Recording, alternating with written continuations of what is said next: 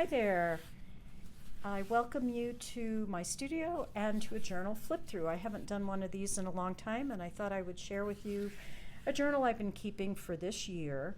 I'm working on a handbook journal, and I love the book. It's got a really nice solid sewn binding, and the watercolor paper is really terrific to work on. It doesn't seem to bleed through. And I like this size, 5 inches by 8 inches.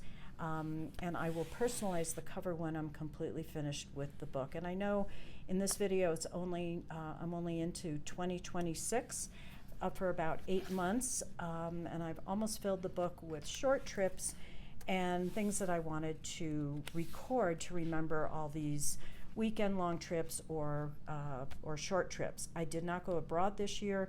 We've been focused mainly on visiting family and doing some fun things around the US. So for this opening section, I found this page here in a drawer that had a bunch of examples of different techniques, and I like to try to use that kind of stuff up as much as possible. So I glued that down and have the dates. The one thing with this book was I gave myself permission to be loose and quick, and if I feel like leaving blank space, oh well, just keep moving on. The other thing about this book is there's more writing than I'm used to in my other travel journals, because I found that in some situations I didn't have the time or even the interest in setting up to do a nice illustration that might take me a couple hours. I seem to be more on the move this year with different adventures.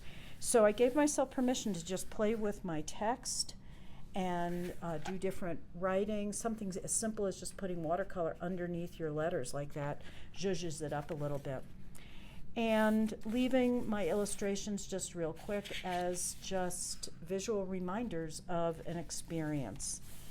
And as you see, I just didn't spend a whole lot of time on these pages as I normally would maybe with a trip to Europe. But I still had fun playing with track writing, and again, just putting watercolor over words kind of would zhuzh it up. Here's a page I had intended to go back and put something in, but I didn't. But you know what? I just continue to move the pages around and just keep going. And this was done partially walking through the Tucson neighborhood. I was staying with a friend and just saw these fabulous flowers, and partially from photographs, because I didn't take the time to draw these while walking the neighborhood. So I did take a lot of photos, put them there, and I had fun with local color. Sometimes zhuzhes up a page just easily when you don't have time or the interest to draw something out. Just playing with the colors that you see are great fun. And this was a quick trip to DC and New York, and again, I just didn't have the time to sit and do illustrations, so I wrote it all out and just went back over with some colored pencil just to highlight certain words. That zhuzhed up the page a little bit. And of course there's stickers now every place, so that was fun. A quick trip to, 3-day trip to California, and I did take more time here to illustrate, and I've shown this in other journal flip throughs. Sometimes you can just do a border along the page, and that feels like it finishes it and zhuzhes it up, and then sometimes on a travel journal you actually have just a blank page. So this was a really quick illustration. And then most recently, we escaped the Colorado heat and went to the Olympic Peninsula, which was absolutely fabulous. And here I did take the time to get up before the family and sketch what our view was out our kitchen window. A couple of different mornings and one afternoon, the sky kept changing, and doing something small like this is really satisfying because it gets done and you've recorded something. And here's that same view, only with a lot of fog. And these were done from photos. I didn't do them on site. These were done from photos. These were done from photos from a whale watch. And again, leaving the pages, I wasn't worried about filling each page, but it was really fun to just play with all this.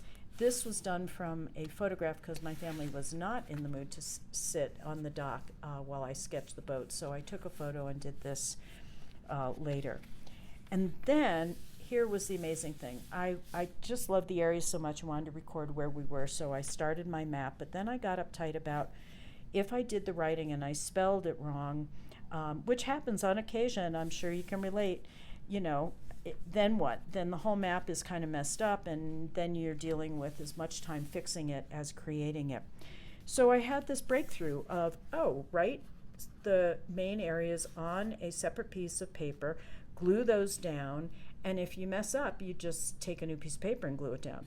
So yes, I've got some text in here on the actual map with my legend, but then these other things I was able to write separately and glue down. And that really helped me get unstuck from my passion project, which is working on illustrating and describing all 43 state parks in the state of Colorado.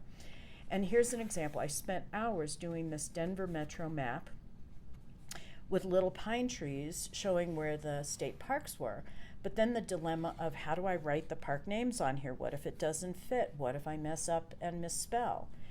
So after doing this map, I realized, redo the Denver, all the maps actually, and get my writing done on separate pieces of paper, contrasting, and that just gave me so much freedom to glue them down on this map.